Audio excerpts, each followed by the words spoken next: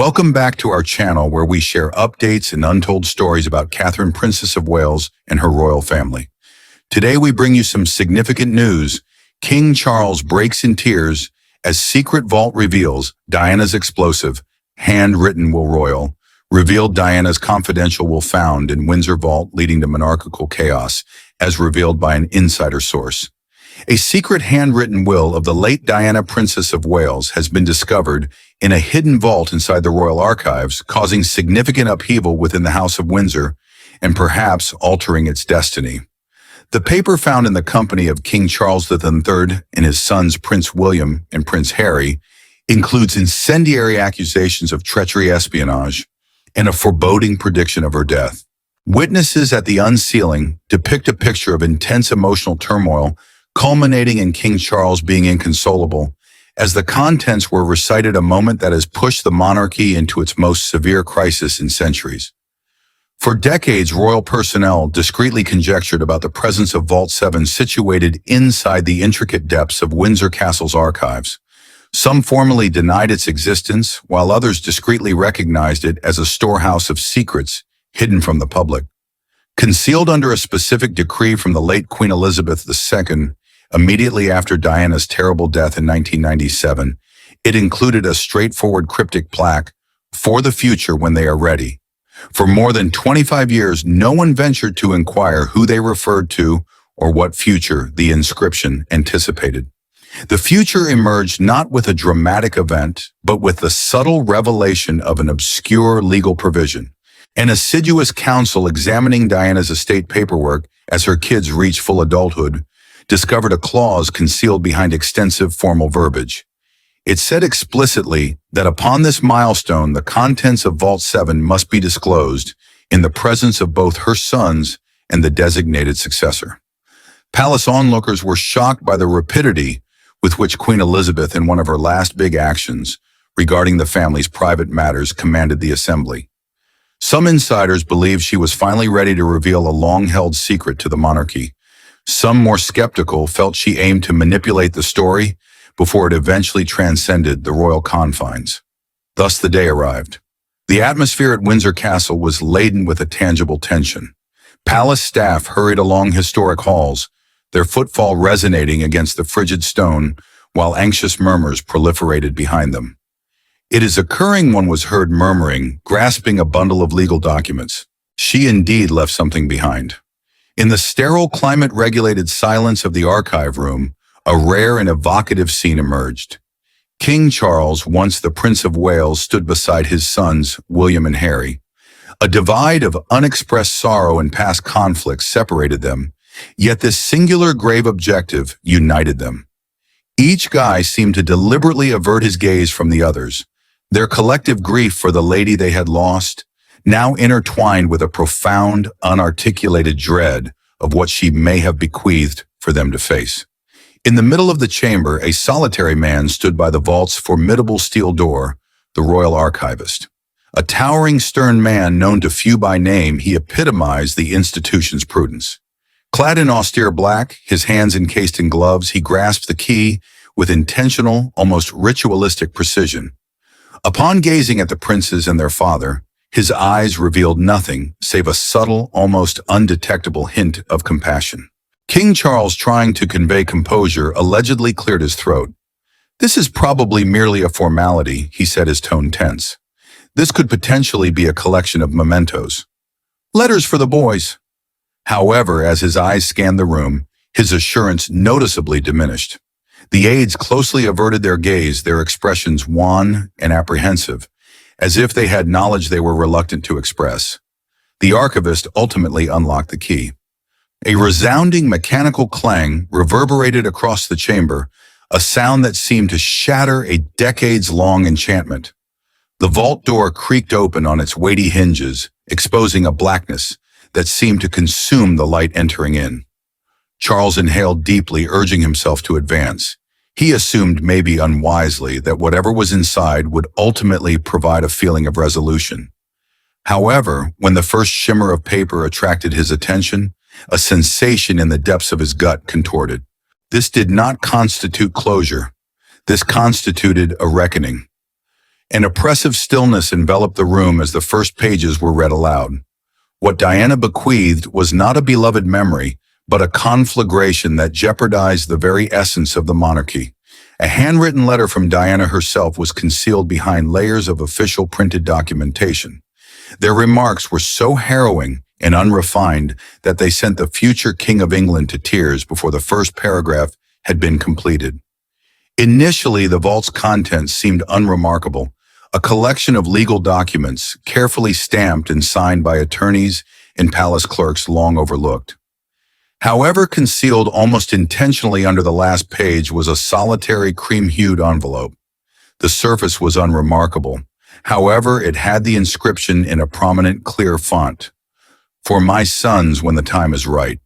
The room became still. The archivist, who had previously shown a serious and professional demeanor, averted his eyes, reluctant to engage with anyone's gaze. Charles extended his hand. However, his fingers lingered momentarily, as if the paper might ignite upon contact. Gradually, he extracted the letter and unfurled it. What he discovered inside was neither typed nor dictated to a secretary. It was all in her own script. The pen strokes were uneven in several areas, but intentional, imbued with a subdued, seething anger. This was a testament, but not the version that had been made accessible to the public. This was distinct, something she had evidently meant to be discovered alone when her boys matured, when they were sufficiently aged to comprehend its profound significance. Charles's hands noticeably quivered when he unfolded the first page. A collective breath was taken, the atmosphere charged with a blend of eagerness and trepidation. The first paragraph elicited a tangible jolt across the room. "If you are reading this, then the palace has already betrayed you." Prince William's jaw tightened. He shared a shocked, appalled look with his brother. Harry's countenance, already taut, became noticeably whiter. Charles blinked swiftly, his lips separating, as if to articulate, but no words emerged. Instead, he continued reading, his voice becoming more frail and weak with each subsequent sentence. The letter's tone became more belligerent and accusing, as if Diana were there in the meeting, challenging the men before her to refute the realities she was revealing. She articulated themes of betrayal and manipulation, detailing her systematic silencing and marginalization under the oppressive burden of tradition and scandal. She cautioned her kids about the serious danger of becoming instruments in a scheme larger than themselves, imploring them not to uncritically accept the tales they had been indoctrinated with from infancy. The princes fidgeted restlessly. The assistants exchanged anxious looks, acutely aware that they would never forget the content they were reading. No degree of royal formality or procedure could diminish the piercing truth of her statements. The old walls of the chamber seemed to constrict, burdened by the gravity of her tale. Charles hesitated on the last words of the page, his voice trembling as tears filled his eyes. Subsequently, what ensued after her first attack was much more sinister. Identities, confidences, and treacheries that none in that chamber were equipped to confront. Diana's statements were not only a goodbye, but also an accusation. Each line revealed a layer of deceit that the monarchy had intended to conceal indefinitely. This was an extraordinary, will not a tender farewell message from a cherished mother. It was a detailed account of her anguish, written with the subdued fury of a woman aware that she would never have the opportunity to articulate these realities during her lifetime. Her voice, even in written form, pierced the quiet like a knife. She began by acknowledging her long-standing awareness of surveillance, not only from the paparazzi, but also from agents within the royal institution. Enigmatic individuals examined her actions, purportedly documented her private discussions, and interrogated her acquaintances. "Every step I took was accompanied," she wrote, "by figures I could not identify, but always sensed. The treachery originated from within my own boundaries." She recounted instances of phone calls, abruptly disconnecting, unsent letters, surfacing on tabloid covers, and intimate moments being distorted into malevolent palace rumors. The awareness that her circle of trust had been compromised became her perpetual anguish. Subsequently, the names emerged. She enumerated courtiers, workers, and even intimate associates, whom she said conveyed her secrets straight to the media and top members of the royal family. These individuals had smiled in her company only to hone their blades the moment she turned her back. Charles's voice faltered when he said their names. William's fingers clenched at his sides, a surge of rage evident on his face as the magnitude of his mother's seclusion and treachery became apparent. However, it was the subsequent line that rendered even the sound of respiration in the room inaudible. Diana said plainly and unequivocally, "My demise has already been orchestrated." Those 6 words lingered in the atmosphere, inescapable and indelible. This was no longer a mere indication of paranoia or mental turmoil. It was a stark, unsettling indictment. She asserted the existence of an agreement she declined to endorse, a document that would have essentially rendered her voiceless, ensuring her obscurity in return for her survival. Declining it, she wrote, ensured my destiny was irrevocably determined. The letter thereafter transitioned to a more enigmatic tone. She referenced the jewels they denied me, accompanied by a severe admonition. She seems to have the conviction that these treasures had an inherent curse, a narrative of treachery and lineage that was never intended to be revealed. She cautioned her boys against coveting them, warning them not to succumb to the allure that concealed their sinister background. Upon reaching the conclusion of that page, Charles's cheeks were marked with tears. His hands trembled so wildly that the paper quivered. Upon uttering the last line, a malediction she cast upon the castle for turning my sons against me, an eerie hush enveloped the audience. However, just when it seemed that the worst had been disclosed, an addendum to the will was introduced. It was Diana's last act of defiance, a gesture so unexpected that it left everyone speechless. For years, the story was clear and revered. Diana's legacy was entrusted to her kids, the 2 little boys she cherished and advocated for. However, when the archivist positioned a second smaller packet on the table, its weight seemed to obliterate the little calmness that remained. The seal had no regal emblem, but her elegant cursive script. It stated to the knowledgeable one. Charles paused momentarily before opening it with quivering hands. The name inscribed inside struck with the force of a thunderclap. Catherine. It was not Catherine Middleton, who would not become William's lifelong companion for another decade. This individual was completely unfamiliar to them. The atmosphere became dense with perplexity and incredulity as the document disclosed Diana's directives, her most treasured personal belongings, including her unaltered journals, an ever-present locket, and a compilation of unsent letters, were to be entrusted to the enigmatic Catherine. William and Harry exchanged profoundly perplexing glances, both subtly shaking their heads, a tacit repudiation of any familiarity with this individual. Even the always collected William became noticeably unsettled, his eyes narrowing as he spoke the word as if uttering it aloud may provoke a response. No response was received. "Who is this person?"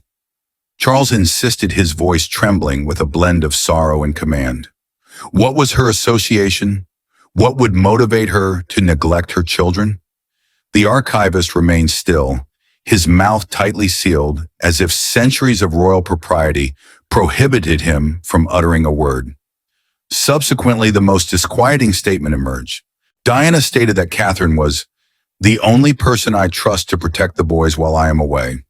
The words pierced like a blade. During her most challenging times, Diana questioned the safety of her boys inside the royal family.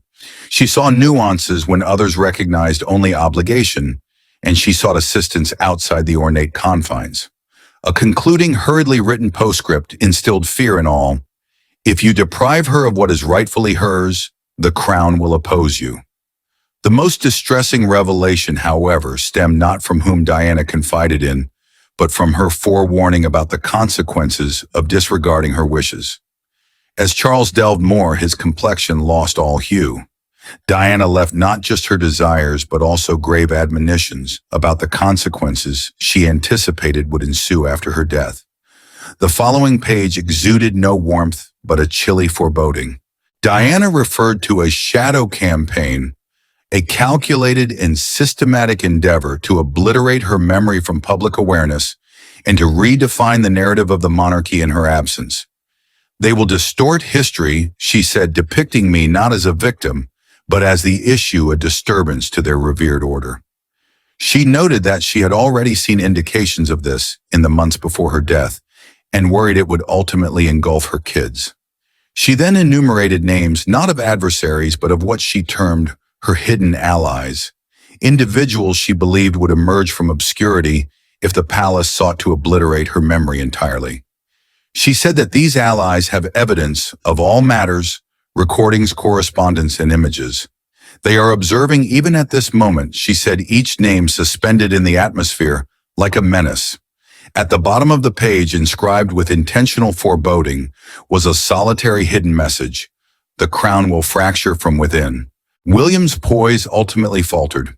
He extended his hand toward the page, perusing her subsequent sentences independently. She had spoken with him directly, a maternal admonition to her eldest: you will be subjected to trials beyond your capacity to endure. Forces will attempt to fracture you, to separate you from all that you hold dear. He swallowed with difficulty, unable to conceal the quiver in his palms. Subsequently, the section about Harry was shown. Diana expressed deep sorrow, asserting that her youngest son had been designated as the spare pawn to be manipulated and sacrificed when expedient never permitted to forge his destiny. Harry reacted noticeably to the term, his jaw clenching, as if to suppress a flood of unarticulated thoughts. Ultimately, Charles arrived at the concluding line of the segment. His voice entirely wavered as he read it aloud, his eyes locked on a remote point of recollection. It was brief, harsh, and unrelenting. You are already aware of your actions. His hands fell to his sides, the paper sliding from his grasp. His eyes were moist with an emotion that seemed more akin to shame than sorrow. At the moment, it seemed that no more revelations could emerge. The archivist opened one last drawer. It held a sealed, unlabeled wooden box. His palm hovered above the lid, his eyes ominous with caution, as if he comprehended the seriousness of what was contained within. Upon the box's eventual opening, its contents rendered the room utterly silent. Inside, there were meticulously organized photographs, letters, and microcassette tapes, each inscribed in Diana's handwriting, with foreboding phrases such as, "for the people and not to be burned." These items were not mere souvenirs of a life lived, but rather relics of a silent struggle, armaments she had assembled for a time when her voice would no longer be present to advocate for her. Several audio recordings, aged and fragile, were atop the stack. William, driven by instinct, grabbed one and inserted it into a little recorder positioned next to the box. Diana's voice, measured and resonant, permeated the room. She expressed her deep concerns in a palace of whispers, conscious of the distortion of her words.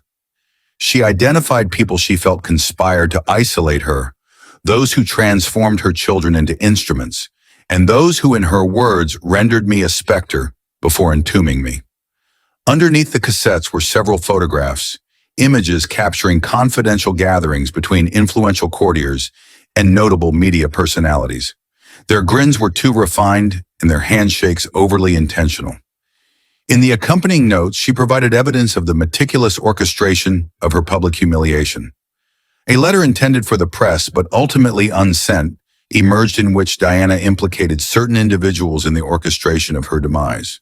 She articulated her conviction that every headline was contrived, each incident engineered to erode her dignity until she vanished completely. However, it was what Charles found at the bottom that sparked a collective gasp. A locket was contained inside a little velvet purse. Upon opening it, he saw an image so incriminating that he became immobile. His knuckles became pale around the fragile gold as he gazed at the picture. When William asked about his discovery, Charles remained silent and looked pale. The archivist's voice pierced the stillness, subdued but authoritative. Once initiated, there is no reverting. Subsequently, the third envelope arrived, denser and more substantial, inscribed in crimson ink, "My last word." Diana's conclusive communication extended beyond her family. It was intended for the globe. It presented a demand that no one in that room could feasibly satisfy. As Charles opened the seal and unfurled the large sheet, his hands shook so uncontrollably that William immediately reached out to help him. The inscription at the top resonated with everyone: "To my people." This time there was no illusion of seclusion. This was an unrefined, candid communication to the many who had cherished her. She started by expressing gratitude not for their allegiance to the crown, but for the affection they bestowed upon her during her moments of solitude. The kindness I received from strangers, she said, sustained me longer than I thought feasible. She acknowledged that she would never see her boys mature into the men they were destined to be, but it was her greatest hope that they would evolve into men whom the populace could trust, even if the monarchy itself could not. Subsequently, the tone became somber. She admitted to having previously attempted to leave meticulously planning every detail, envisioning a tranquil existence. However, her statements suggested influences more powerful than her own will. She said that she was pulled back before she could extend beyond the grasp of those who professed to safeguard her. She articulated her demand, incisive and unrepentant. The monarchy must undergo change or face irreparable collapse. Her message was unequivocal: change or perish. She cautioned that feigning normalcy would lead to their demise. The fissures she had sensed profoundly would ultimately rend the crown asunder. Her ultimate benediction was designated for her boys.